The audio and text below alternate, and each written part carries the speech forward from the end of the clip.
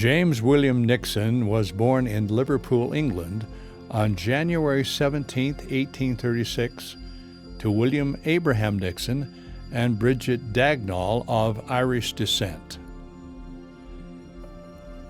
So the Nixon family emigrated to the United States in 1848. And when they got here, the father, named Abraham, and no one else in the family had any money. Abraham Nixon was known as a entrepreneur. He started out by selling knickknacks and sandwiches and things from a hand cart that he would go from door to door, or he'd go on street corners and sell them. And then not too long after, we find that he is a prosperous merchant. Now, the article said that they have never known anyone that could make money as quickly and as easily as William A. Nixon. They moved to St. Paul, Minnesota, where he was able to accumulate enough resources to put together a building, and he built a hardware store there. And with some of the advertisements that we have found, it was indeed a very prosperous store that they were able to build up from selling apples out of an apple cart. And over the next few years, it became very profitable for them, and they were doing very well. His son, James William, was working with him and learning the business. He was 20 years old. Life looked good. Then a tragedy happened. The store burned down. A total loss.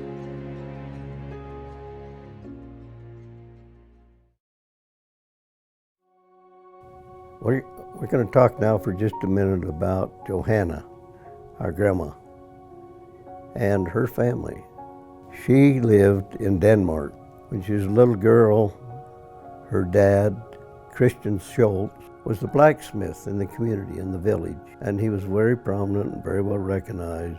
But he was a Lutheran that had just converted to Mormonism.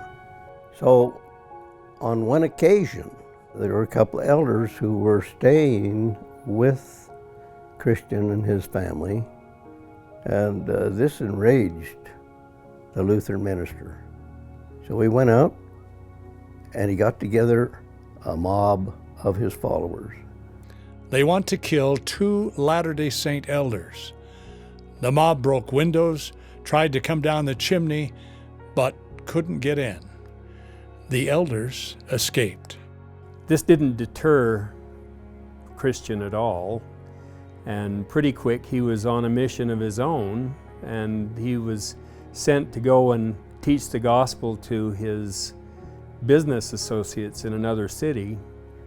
And when he came to talk to some of his friends about the gospel, they became enraged and upset, and they did not appreciate him trying to proselyte them. And they called the policeman. Christian talks about being confronted by a policeman who looked right at him. He expected to go to prison. The policeman looked right at him and face to face and couldn't see him. Today I have received the greatest testimony of the gospel I have ever had, he said later.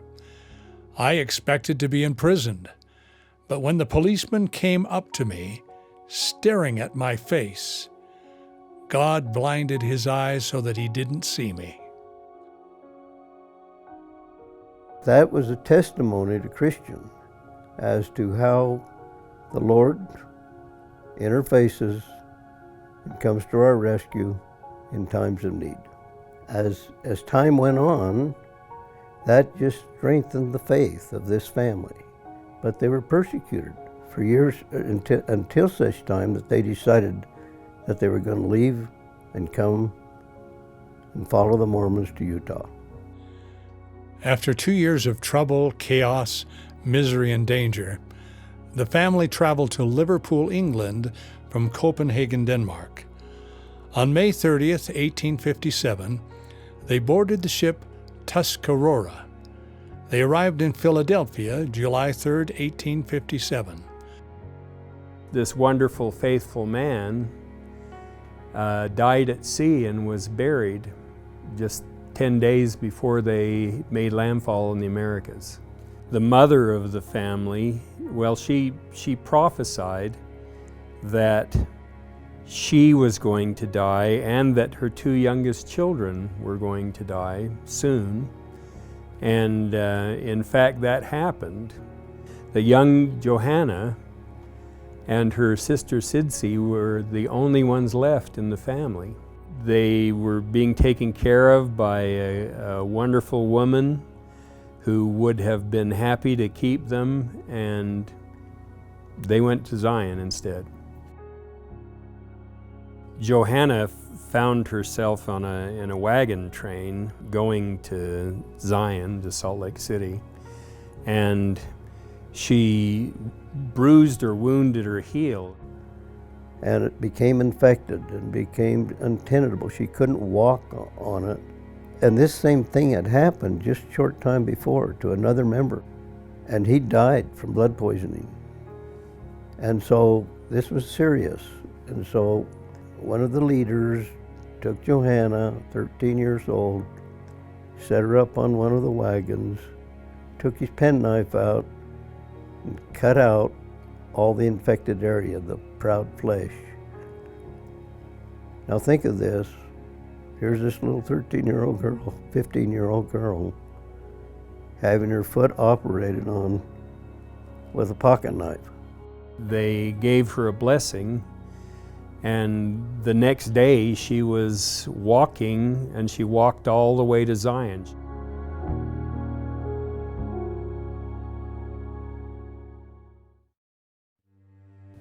Well, here's a young man who'd been looking forward to having an inheritance here that he'd helped to build up, and it's all gone.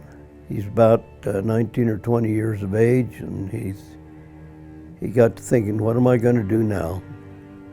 By May of 1857, James was crossing the plains, headed for California for the gold rush. So he joined a Mormon wagon train going west, which gave him a certain amount of security going across the plains to Salt Lake City. And then he would go from there on to California. But something happened while he was with those Mormons on that wagon train. He sees how these people behave, and he, in the process, becomes converted. The Spirit touched his heart. He saw miracles performed. He had prayers answered. And doesn't go on to California. He remains in Salt Lake and is baptized. James was baptized a member of the Church of Jesus Christ of Latter-day Saints on November 26th in City Creek, just behind Brigham Young's home in Great Salt Lake, Utah. On February 11th, 1858, he received his endowment. By May, he was a cavalryman, serving under Brigham Young Jr., successfully keeping half the standing U.S. Army on the Wyoming side of Echo Canyon until the corruptly launched Utah Campaign, also known as Buchanan's Blunder, could respond to the effects of truth. His story unfolds thereafter. It was a series of successes and series of disappointments. And he first settled along with his wife, Johanna, who he had married 2 years after arriving in Salt Lake. Shortly after their marriage, they moved to East Weber in northern Utah, and he established a farm there. And at one time, he had to leave Johanna alone in the cabin, and it was a very isolated cabin. There weren't very many neighbors around. Well, while he was gone, there was a couple of Indians that were coming up the road towards the cabin. This is about 6 miles away from their nearest neighbor. Johanna was alone in the cabin. He had left a shotgun with her to protect her, and she could see this Indian approaching her cabin, and she was terrified. She was only about 17 years of age, had a small baby, and she just was beside herself what she was going to do. So she knelt down and prayed that the Lord would help her, protect her. And a miracle happened, because as these two Indians had come up the road, they'd come past a neighbor's place, and a young man there had noticed them come and head up towards the Nixon cabin. And he was a little concerned about what might happen, so he followed them.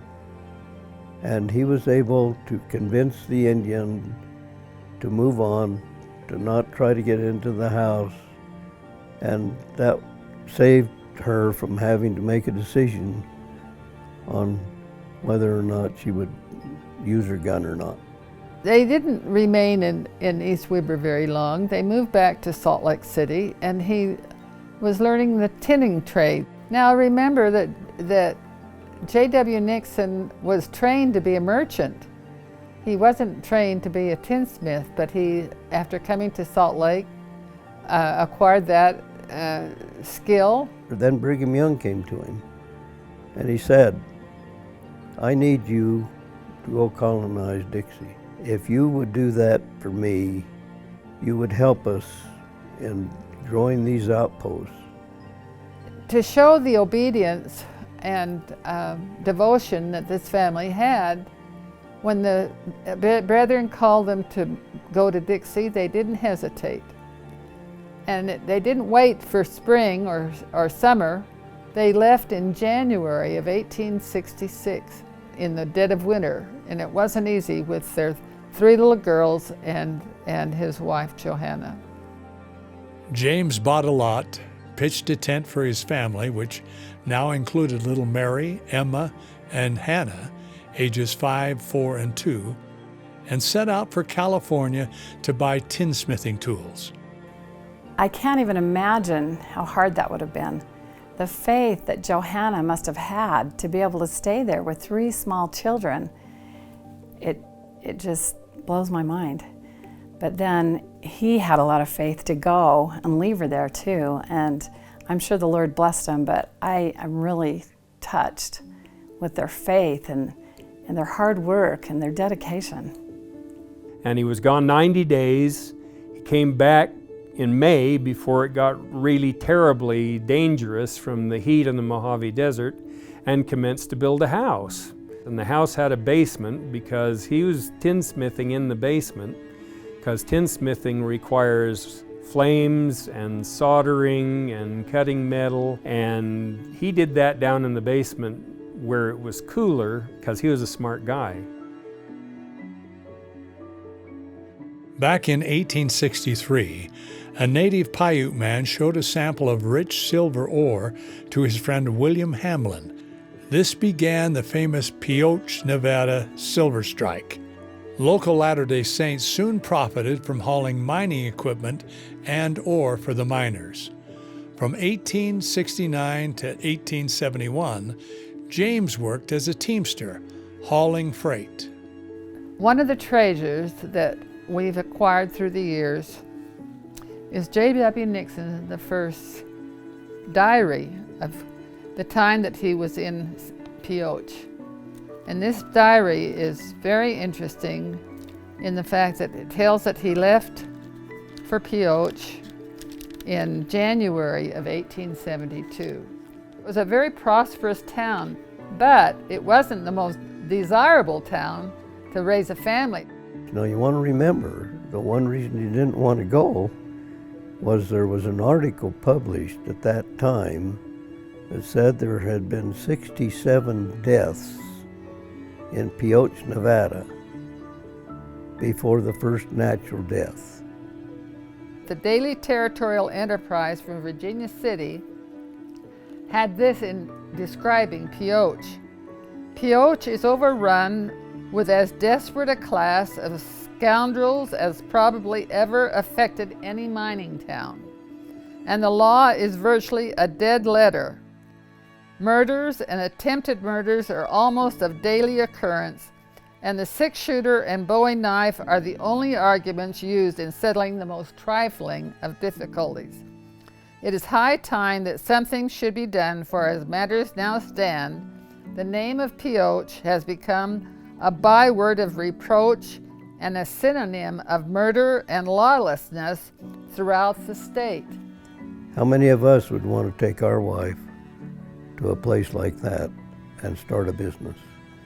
And it's unbelievable, some of the success he had. He tells about, I'm just going to quickly say here, in one day, he sold produce worth $280. Well, $280 in 1872 was a lot of produce and a lot of money.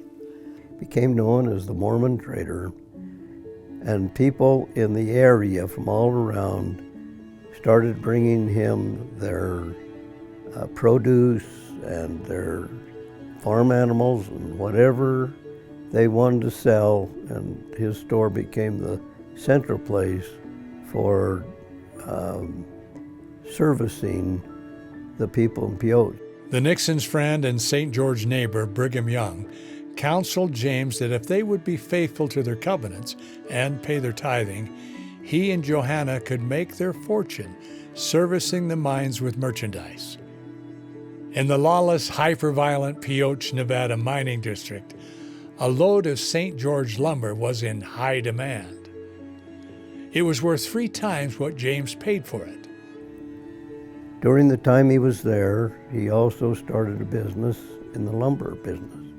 He opened a lumber yard, and they came back to St. George about just a little less than 3 years later, and they had over $25,000 in gold, and he decided that at that point that he wanted to share his wealth with others, and he joined the United Order. He gave $1,000 in gold to the poor people of St. George. He gave $1,000 to each of the temples that were being built. That was the St. George Temple, Manti Temple, Logan Temple, and Salt Lake Temple. Each $1,000 is equivalent to $250,000 in today's coins. Then he took the other $20,000 plus his horses, his oxen, his harnesses, his tinning tools, and he put those into the United Order. When James William Nixon donated to the United Order, and it seems like he didn't even hesitate. He brought the money back from Pioche, and then he just started giving it to everyone. And I think of how hard it is in our day to sometimes give, and to give, when we're asked to give a simple thing, or $10 or $100 or whatever it might be, sometimes we're holding back. But I'm really impressed that he gave everything. He didn't hold back. And I think it's remarkable that he really got it. He really got that we give all that we have to the building of the kingdom. He also built a store on the prime corner of St. George Boulevard and Main Street, on the northeast corner, which would be the center of St. George, just a block away from the county courthouse. James William Nixon had a lot of different callings, various callings in the church, one of which was a bishop. He served as a bishop, he served as a temple worker, he served in the United Order as vice president and then president, and he baptized hundreds of people into the United Order. But one of the things that he was called to do was also take on another wife. In 1876, he married Hannah Fawcett, and then later he took on a third wife, and her name was Zephyr Kelsey. The United Order in St. George lasted only about 6 or 7 years, at which time, because of circumstances, they decided that they were going to abandon. And at the end of those years, he was given the wonderful prize of Mount Trumbull. One of the wives who was at Mount Trumbull, or Nixon Mountain, a good deal of the time was Hannah, the second wife. And in her autobiography, she talks about dealing with the precarious water system that ran from Nixon Spring down to the settlement a half-mile below, and it's a very steep hill. And she talked about hauling her year-old baby several times up the hill in order to get the flume cleared of squirrel nests and chipmunk nests, so that the water would come down. And she talked about that there were these heavy logs on top of the system. The flume was up on rock cairns, and the cattle initially would knock them down so they could drink the water. And so they put these big old logs on top so that it was hard for the cattle to do that. And so little Hannah has to go and pick up these great big logs from the bottom to the top. And she talked about seeing stars from the effort of picking them up and clearing the channel. And she also talked about her baby being menaced by a rattlesnake in one situation. And then there were a bunch of tarantulas that showed up after it rained. And so it was quite a job dealing with that. And she complained a little about how a couple of times the men could have helped a little more than they did. James added the titles of steam engineer, sawmill operator, and sawyer to his many professional skills. James worked tirelessly. One year he took 7 business trips from Trumbull to St. George, a 2-day journey at horse speed, while operating his many enterprises, managing many workers, building and enlarging corrals, housing and other structures, setting up the MacArthur Foster sawmill, making its smokestack, farming, and measuring, hauling, and sawing lumber. When James W. Nixon acquired Mount Trumbull, his health deteriorated quite rapidly. And so his sons, George and James William Nixon II, had to take on a lot of responsibilities that were very great for young boys. James William Nixon II, and he and his little brother were asked by their dad, James William Nixon I, if they would deliver a very large consignment of lumber to Silver Reef, which is about 70 miles away. There'd been a big silver strike there. This is a major endeavor for a 11-and-a-half-year-old kid and a 14-year-old boy. Also, one of the things that happened on this trip is that one of the lumber tie-downs broke as they were going down the Hurricane Dugway, and the load came loose and a 2x6 swung around and hit George in the head, knocked him off the wagon. And he was bleeding profusely, and James W. Nixon, his brother, had remembered about men in the priesthood that would give blessings, and so he put his hands on his brother's head.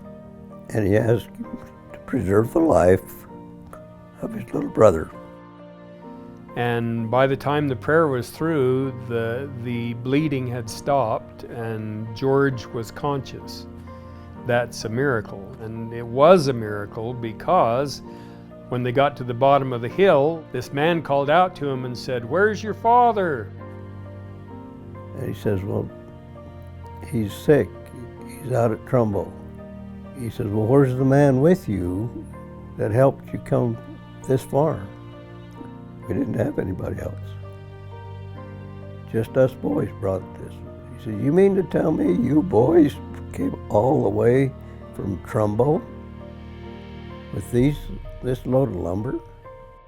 And our grandpa said, yes, sir, we did.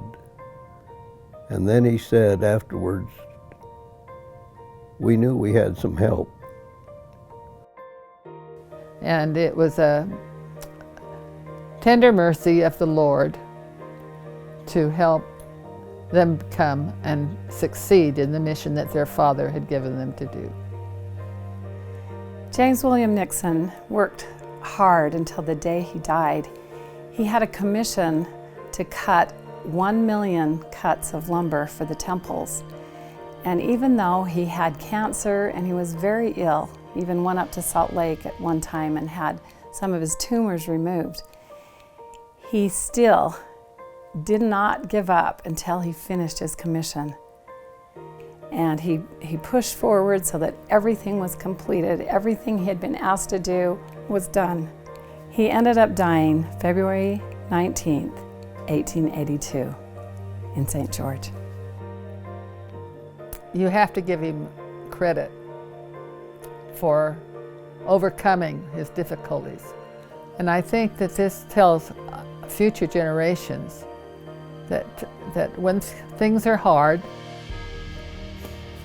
that it's important that we do like James and turn to the Lord and follow the Lord's way and not man's way. And that's what James did. And he lived what he believed, and that's what we need to do in our generation and future generations. Live what we believe.